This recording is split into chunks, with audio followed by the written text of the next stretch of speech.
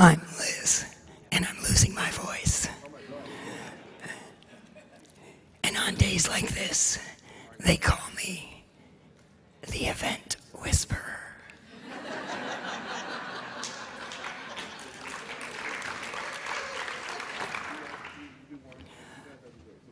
But enough about me. Let's talk about you. I have this friend, his name is Eddie. And he lives in California. And we worked on these books together. And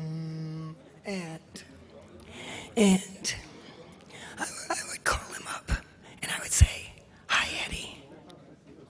How am I?" And he would say, "You're wonderful. How am I?" And I would say, "Man, you are just out of this world." And he would say, "Enough about me, let's talk about you. How do you like my new jacket?"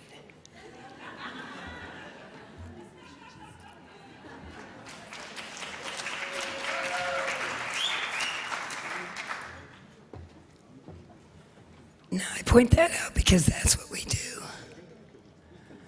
We think we're asking people about them, and we're really talking about ourselves.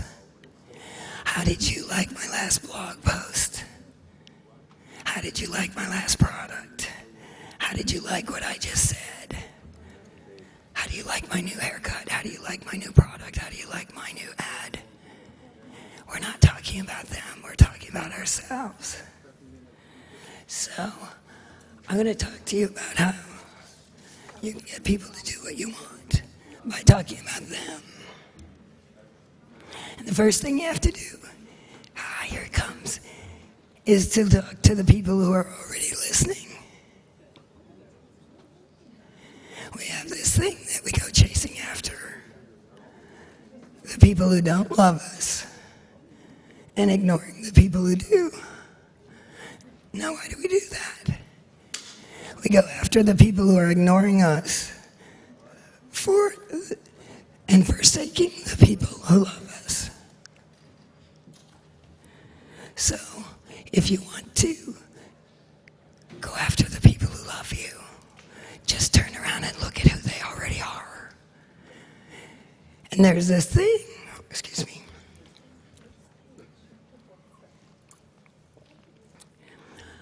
Start with the folks who love you, and if you recognize them as the people who love you, this amazing thing happens.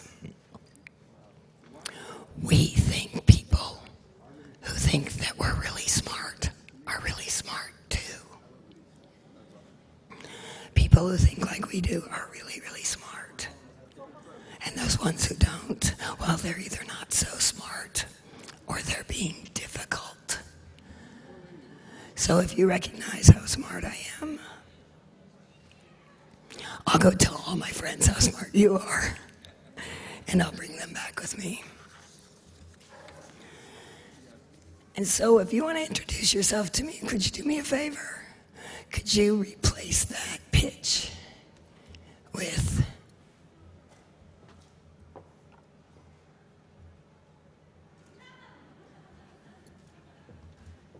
an invitation? An invitation to take part in what you're doing. You know, come out from behind the curtain and let me know who you are. You know, in The Wizard of Oz, and I'm going to need your help on this. In The Wizard of Oz, there was that sentence, pay no attention to. Oh, do it with feeling. Pay no attention to. That's right. Like Dorothy didn't have a relationship with Oz. She feared Oz. Fear does not make for trust. So come out from behind the curtain and connect with people. And will they pay attention? Of course they will. If you make it about them. And you use the art of persuasion. So I was telling Michael King the story of a little boy named Michael Nardella when I taught first grade. Thank you, God. And when you teach first grade, it's appropriate to move kids in two lines sometime to get them from point A to point B. And Michael Nardella always liked to move in front of me, and I didn't like that. So I got down on my knees. And you want to think, as Becky McRae would say, be your audience and talk in the language of your audience. So I got down eye level and looked him in the eye, and he was so damn cute. And he had a crush on me. And I said, Michael. And he said, yes. I said, how old are you? He said, 6. I said, 4 years is a really long time. He said, oh, yes. I said, I went to college for 4 whole years so that I could lead the line. Would you let me lead the line? Oh, yes.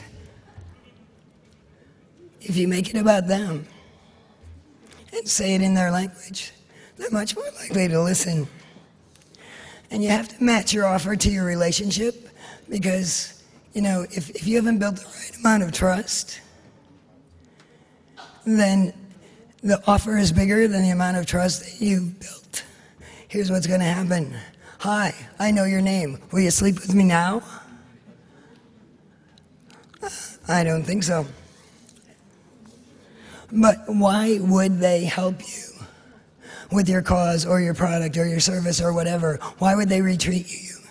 They wouldn't retreat you, and believe me, I get lots of these in my back channel. Hi, would you retweet me because I want you to because you have a really big network and that would help me a lot? No, I don't even know you. Kiss you, I don't even know you. But if you make it about the person you want to help you, if you make it easy, if you make it fast, if you make it meaningful, you make my life easier, faster, more meaningful. Meaningful can be fun. Meaningful can be intelligent, smart. Meaningful can be make me feel like a hero. Make me feel proud to share what you want to pass on. Then I'm going to feel like a hero for helping you. And you know what? I don't care too much for money, but money can't buy me love. And love lasts a whole lot longer than money.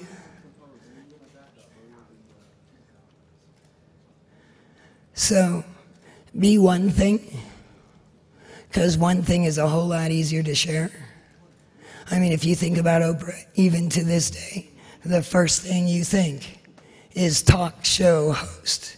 Now, she's many more things, but it's way easier to share Oprah, talk show host. And when someone says talk show host, you think Oprah. So be one thing and let people share you that way. And let your cause be one thing, your one true story. And then just go out and be irresistible by making everybody else's life easier, faster, more meaningful. And as Tim Sanders would say, and gratitude, have gratitude, a gracious attitude that they did that for you. Thank you for giving me back my voice. Thank you. Thank you. Thank you.